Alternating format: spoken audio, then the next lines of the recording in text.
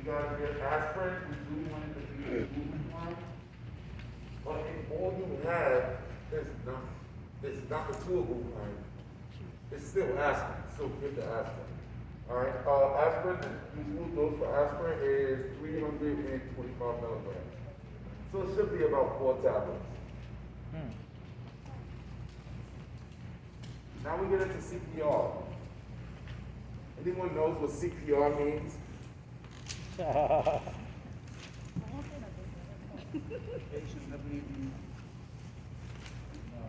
That's cool, but I want what CPR means. That's when we should do it. Cardiopulmonary resistance. Cardiopulmonary resuscitation. So, cardiopulmonary resuscitation, good. Cardio represents the heart. Pulmonary represents the lungs. Resuscitation means we bring back to life.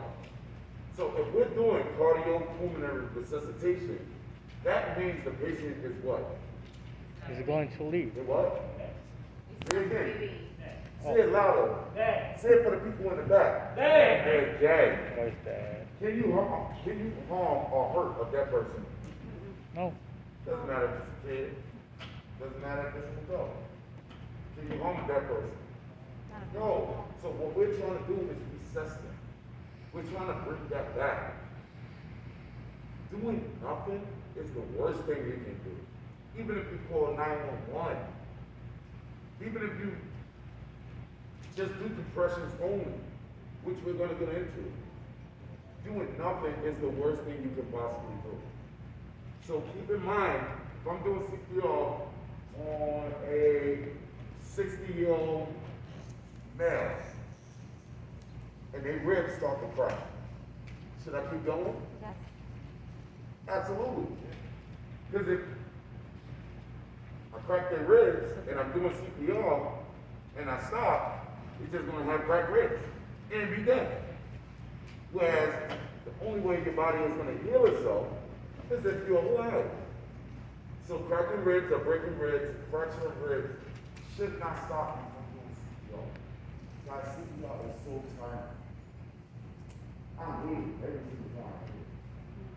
You can save your life, or what's happening. You guys may be excited to do it, because you don't have to do it every day. But it's tiring. And constantly we have to switch out. Every 2 minutes we change providers. This is why you'll see a fire truck and an ambulance at the same scene. And when we're working on them, let the fireman do it. Ain't no fires going on. Do the compressions. And they're constantly doing CPR. And every 2 minutes we change them out. Every 2 minutes we change them out.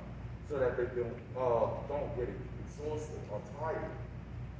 The other day I had a cardiac arrest. It's a little off topic, but the other day I had a cardiac arrest, and we was working on the patient for 47 minutes.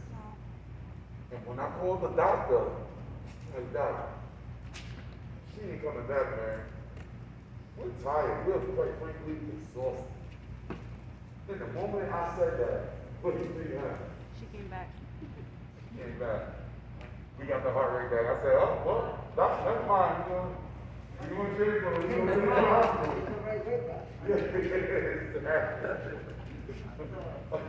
How do you feel? But you never know. You never know.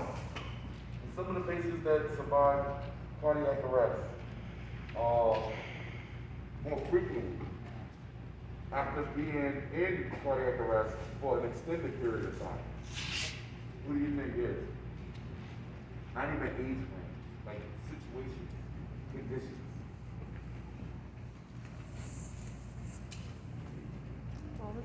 Hit by a car, right? Hit by a car, they in cardiac arrest. You think they survive? Good. They could. But they just put a bullet through my car engine. It might start. The oil's leaking everywhere. It might start.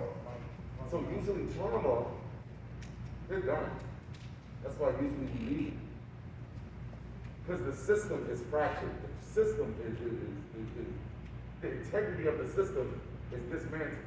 So usually in something like trauma, you don't give them back. Drowning.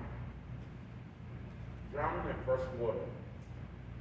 The child or the adult will be under this water for over an hour. When we pull them out and do CPR and we get them back. It's no different than the reason why the chicken in the freezer right now is still fresh. Because cold just slows everything down. Slows down the water on the metabolism and what's happening. So usually in drowning, even if they've been submerged in water for an extended period of time, usually we're able to get them back. Salt water is much different, or what's happening. But fresh water is usually going to get them back. Of course, what you're going to do is check that patient's pulse. Well, not really. First thing we're going to do is make sure the scene is safe. After we make sure the scene is safe, as we're making sure the scene is safe, we make sure we put on our gloves. We have on our gloves, we have our protection, we're looking around, we see the patient, they're not responsive. Are you okay? Are you alright? There's no response. Make sure you call 911. One phone over there. Pull out your phone, call 911, put them on speakerphone. Let the dispatcher ask them, you know, questions, yada, yada, yada. They're going to walk you through how to perform CPR regardless. That's if you need it. But after today, you guys shouldn't need that. You tap and shout. Are you okay? Are you right? The patient is not responding. Call 911. After they call 911, check the patient pulse. If the patient don't have a pulse, what do you think the first thing you should start doing? Compression. Compression. If they don't have a pulse, and their heart not beating, they definitely not breathing. So you don't even need to check to see if they're breathing. Sometimes you'll see something called abdominal respiration. Meaning, the brain is trying to restart everything. Heart stops right now. Part of the brain that wanted to keep breathing, you'll see the patient.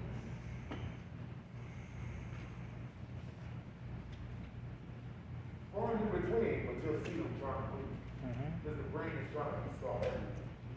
That breathing is not efficient. It's not enough. Alright? If you don't feel that pulse, you need to start pumping their chest. When we do compressions, the main reason we're doing compressions is to make sure that we circulate blood to the brain. Without oxygen, the brain starts to die within 4 minutes. Call 911. How long do you take to get there? 50. Take a little while, right?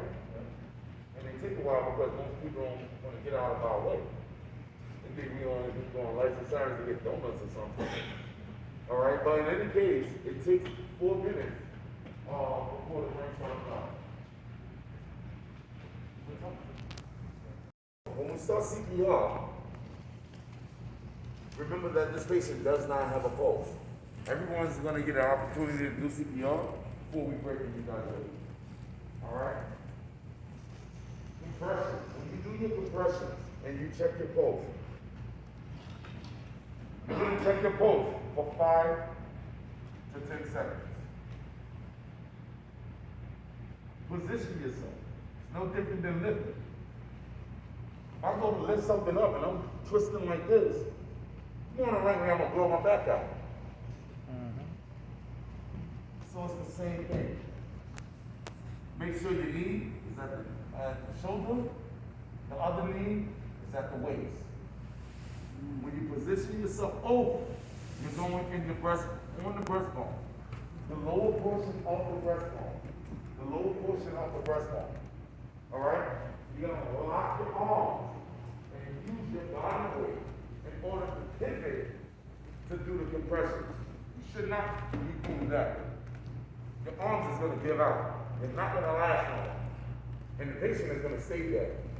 Understand? So when you're doing compressions, you should be using your body weight. My arms is locked. I can do this all day, usually. All right? You should not be pressing like so. Somebody give me a rhythm of the heartbeat.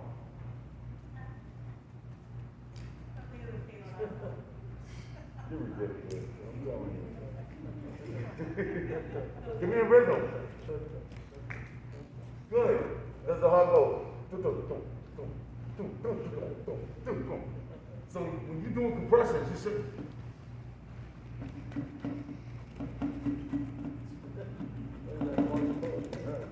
Live. Mimic the heart. You can go fast all you want. The faster you go, the less pressure you build up. You need to build up pressure. You need to allow the chest to completely recoil. You shouldn't be coming off. You should be letting the chest recoil. They're there already. You're trying to bring them back. And the only way you're going to do that is if you're doing it steadily. You understand? And when you're tired, stop. They're dead already. Stop. All right. Why don't you help me out? Then he comes, he takes over. You do the same. I don't have a mask. I can't breathe for the patient. You know what? Patient got body fat. The body will use the body fat. The body wants to live. So just because you can't breathe for the patient doesn't mean they're not getting all of the nutrients that they want. The main thing that you can do to keep this patient alive is pump their heart. Nice and easy. Get 2 people in the group. 1 minute each.